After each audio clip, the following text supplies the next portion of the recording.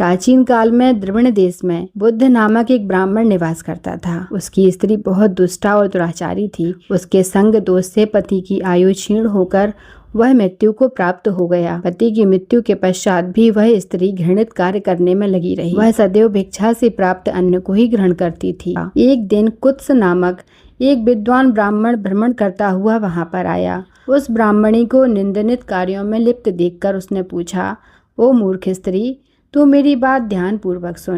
यदि तू इस अनित्य शरीर को नित्य मानती है तो अपने मन में बैठे इस मोह का तू विचार पूर्वक त्याग कर दे। भगवान विष्णु का चिंतन करके और उन्हीं की लीला कथा को आदर पूर्वक सुनकर कार्तिक माह आने पर भगवान दामोदर को प्रसन्न करने के लिए स्नान दान आदि करके दीपदान कर और भगवान विष्णु की परिक्रमा करके उन्हें प्रणाम कर। तू मेरी बात मानकर निश्चय ही कार्तिक में दीपदान कर। इससे तू निश्चित रूप से भगवान विष्णु की कृपा प्राप्त कर लेगी। कार्तिक माह आने पर उसने पूरे माह प्रातःकाल सूर्योदय काल में स्नान और दीपदान किया।